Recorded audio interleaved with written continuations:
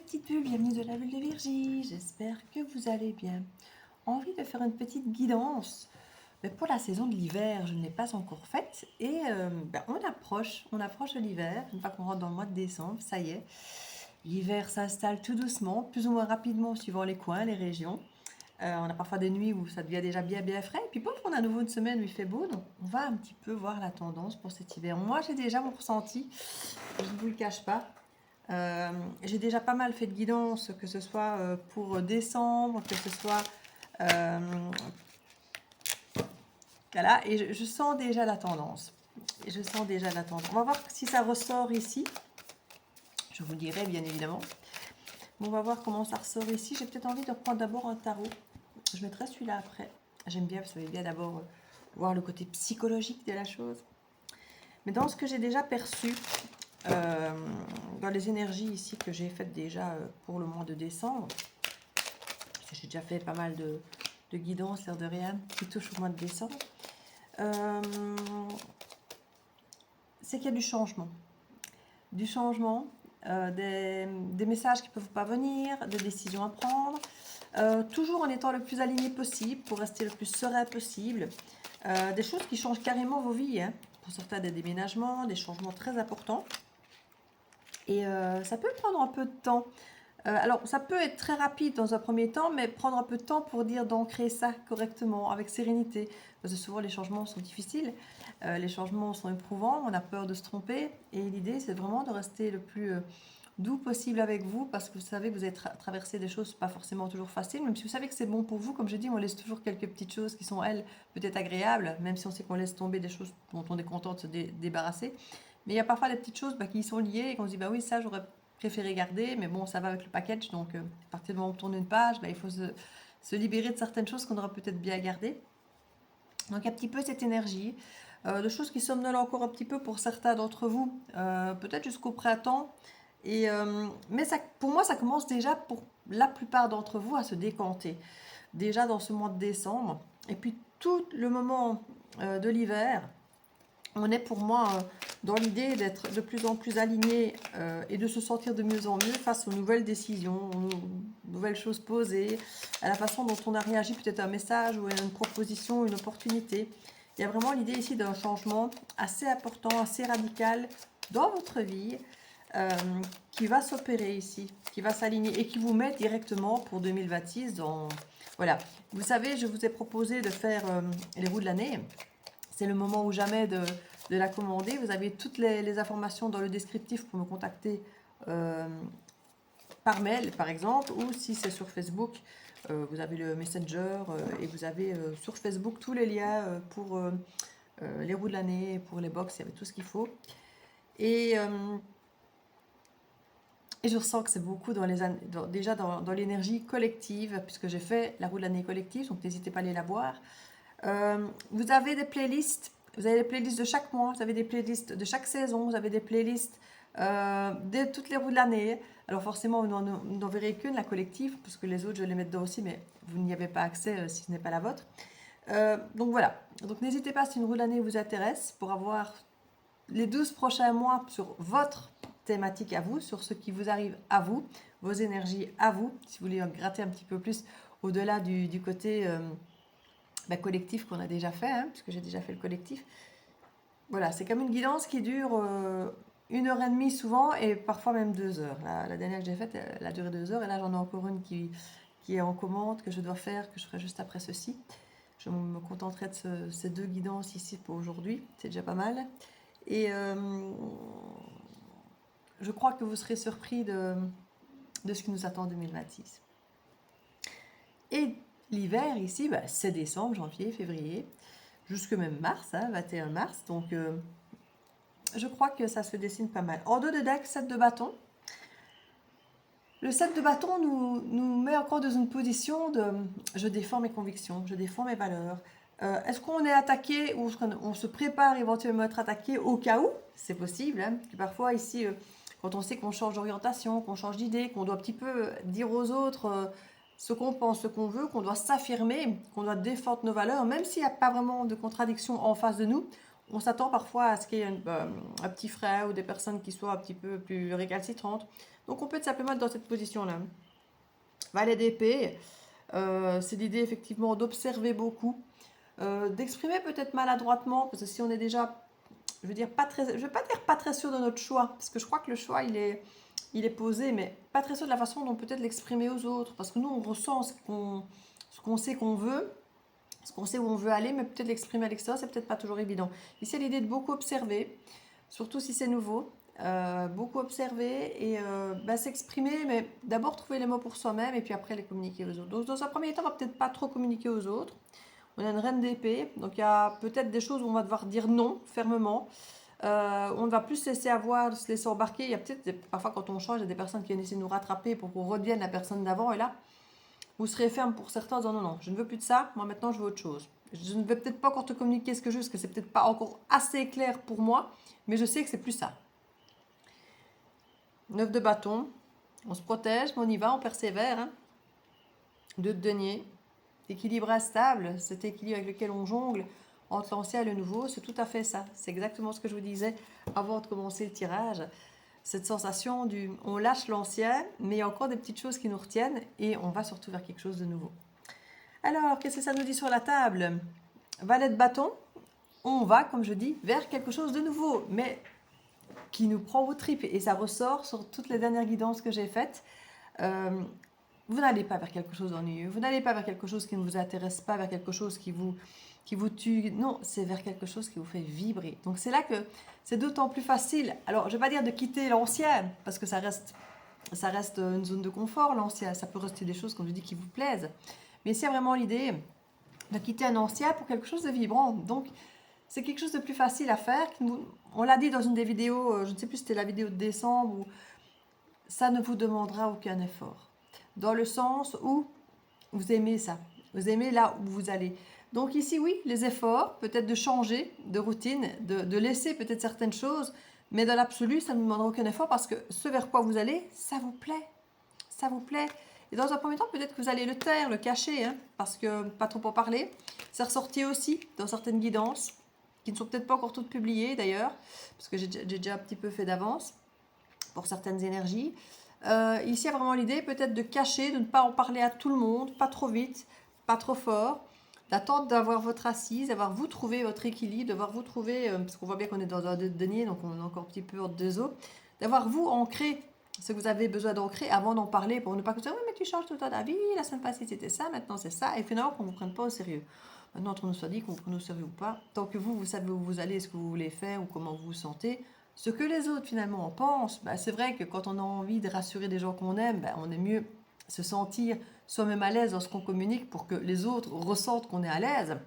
Mais si les gens nous sentent encore un petit peu en train de jongler avec le denier, ils peuvent avoir peur pour nous ou nous inciter à ne pas quitter, se contenter de quitter. Donc dire, oui, mais tu es sûr, tu prends des risques, hein, j'aurais peur à ta place, parce qu'il y a eu beaucoup ça dans les tirages précédents.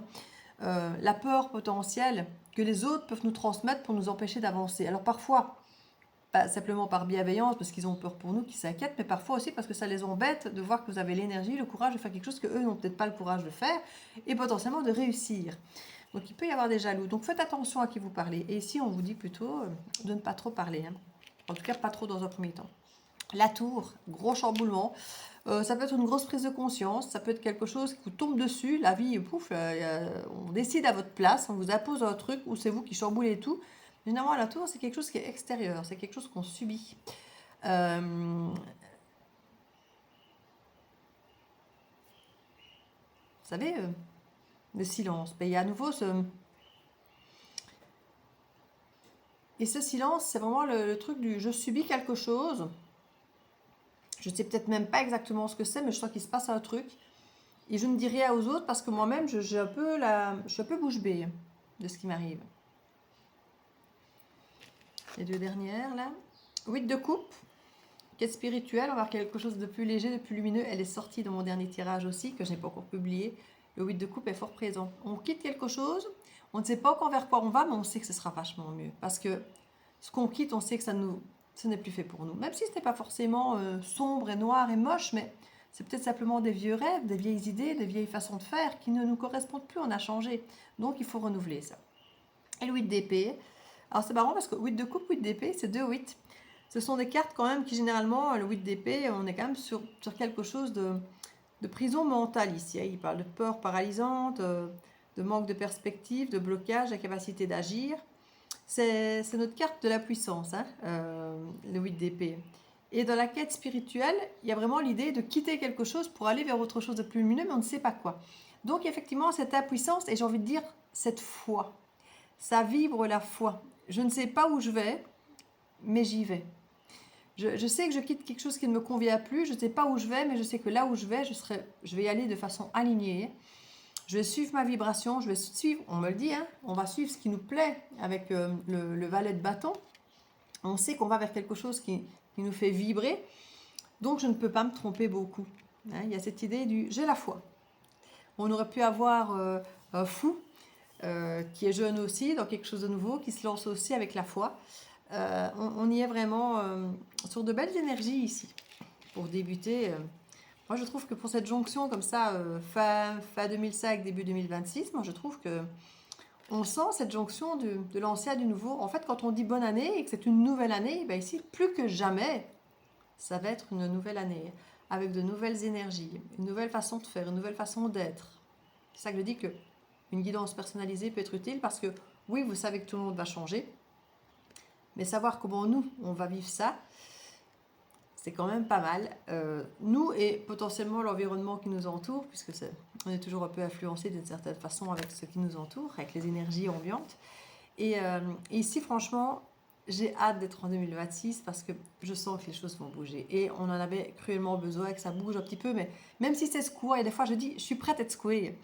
Parce que si c'est secouant ici, on sait que c'est pour la bonne cause. Donc, on a hâte d'être bousculé de notre zone de confort, qu'on nous foute ce petit pied au cul amical, vous savez, gentiment, même si c'est pas gentiment, c'est qu'une tour, ça peut être bien bousculant, mais on sent que ça va être bien derrière. Le chariot, 2 d'épée, il y a quelque chose qui va vite ici avec le 2 d'épée, avec le chariot.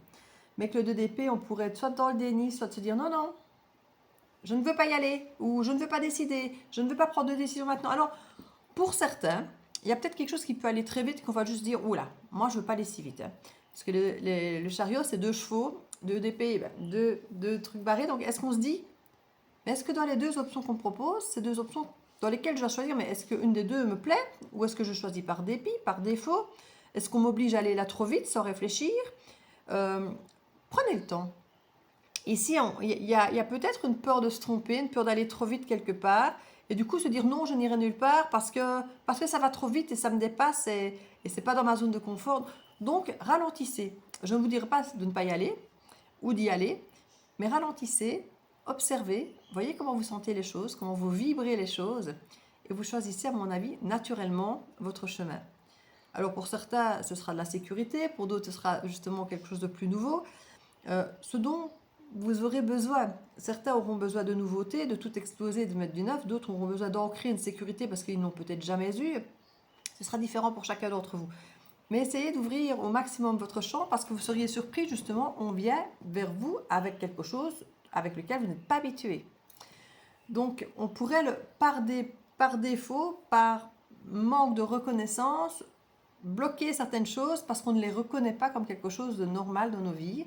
Et du coup, ce serait dommage de les refuser, par exemple l'abondance, l'amour, des choses belles, mais en se disant non, c'est pas pour moi ça, je suis pas habituée à ça. Généralement, quand ça arrive, ça ne marche pas, ça ne dure pas. Donc ici, observez, prenez le temps, n'allez pas trop vite, ça ressort très, très, très souvent. Dans le collectif, ça ressort énormément. Y aller, mais prendre le temps.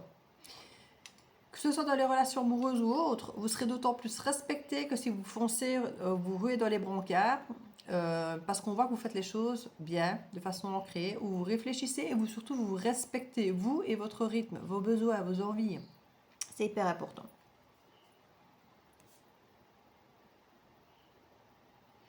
On a l'innocence et un nouveau départ. Hein. Quand je vous dis qu'il y a vraiment des cartes de l'enfant ici, avec tous les valets qui sont là, et puis on a l'été qui est là. On a vraiment l'idée d'un bel épanouissement qui se fait dans ce nouveau départ. Je vous dis, c'est quelque chose de vibrant pour vous. Si c'est quelque chose qui vous fait peur,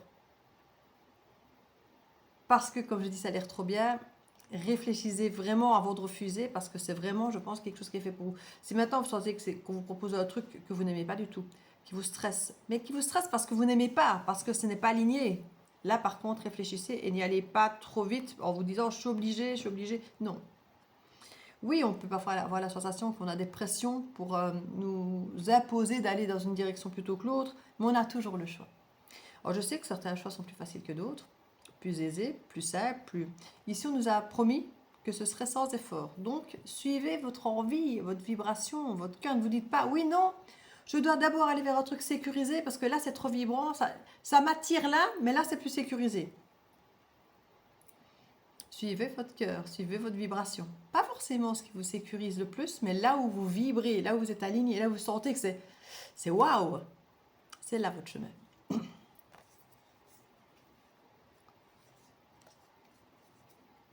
Il y a quelque chose à purifier avant le printemps. Et ça, je pense que ce qu'il faut purifier, c'est cette peur déjà du waouh, cette peur de lâcher l'ancien. Ouais, sortir de la peur, c'est vraiment ça. J'ai la sortie de corps astral avec la peur, quoi, pour retrouver son équilibre. Et puis on a le couple derrière.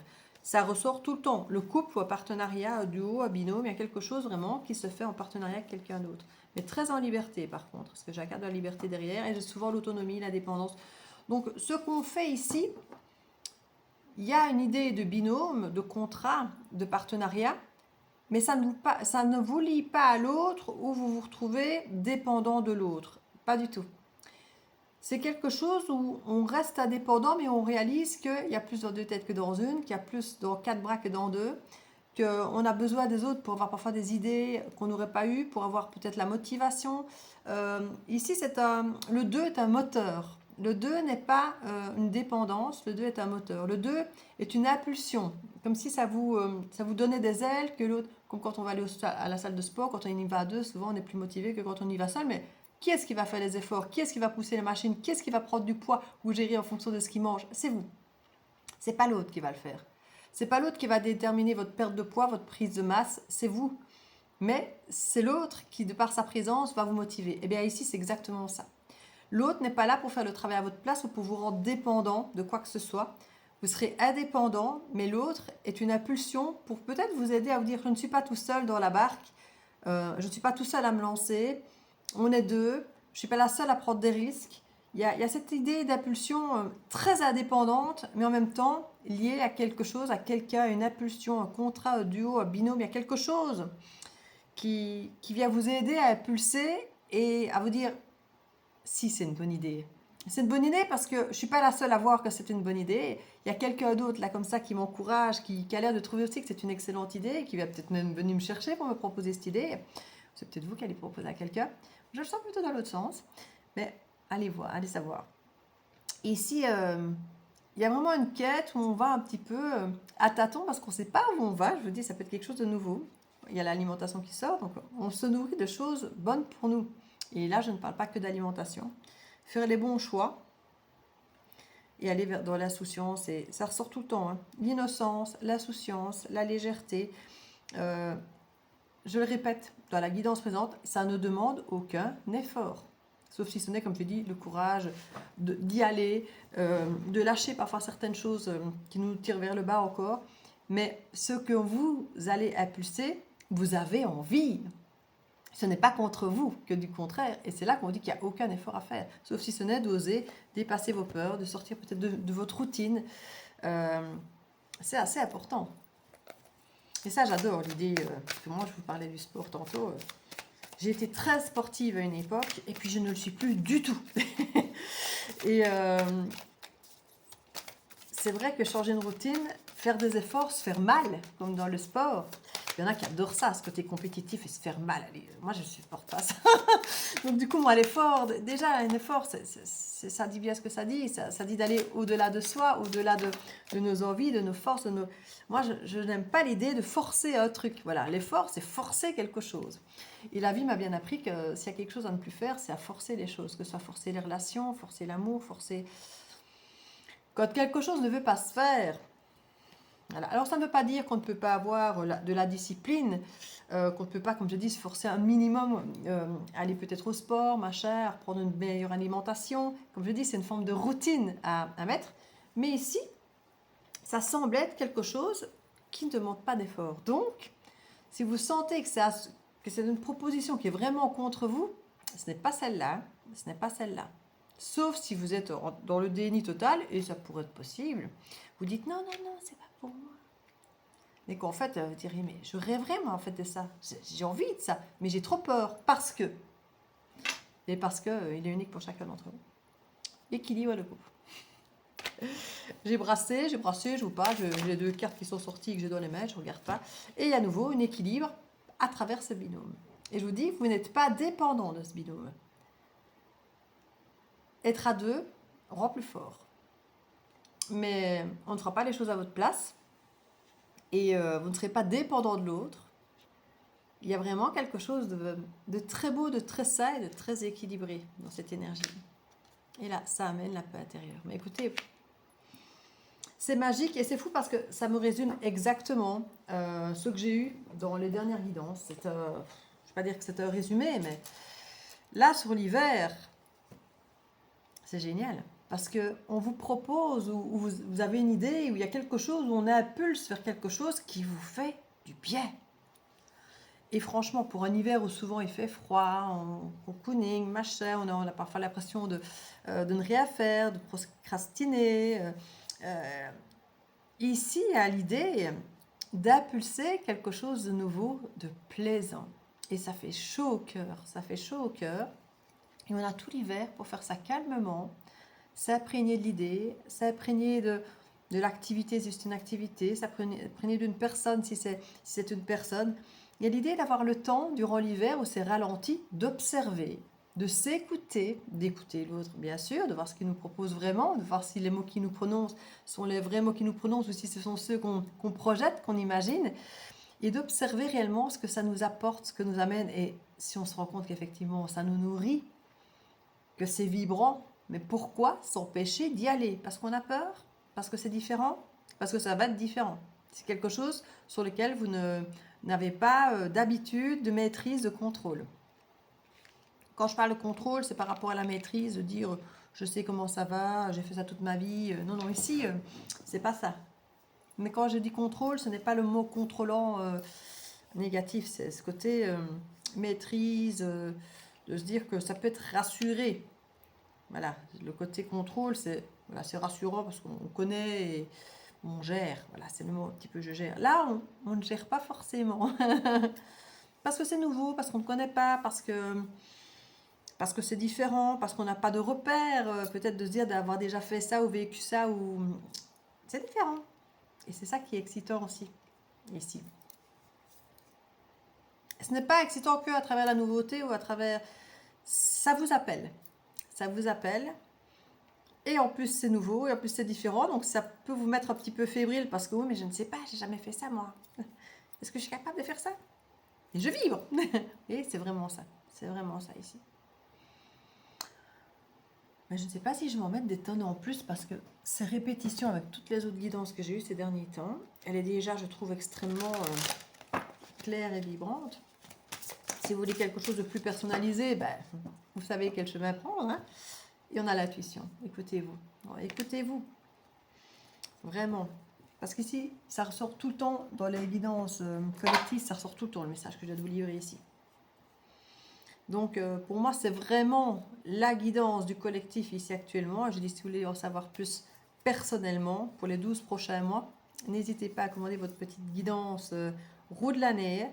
Je vais m'assurer que dans le descriptif, vous aurez toutes les informations pour ça, pour y accéder, mon mail et autres. Et sinon, vous allez sur la bulle de Virgie, sur Facebook, et vous avez aussi toutes les infos, et vous avez des posts sur la roue de l'année, et vous avez mon Messenger, vous avez tout ce qu'il faut pour rentrer en contact avec moi. Et voilà. Donc, je vous fais des bisous, et à bientôt dans la bulle de Virgie. Ciao, ciao.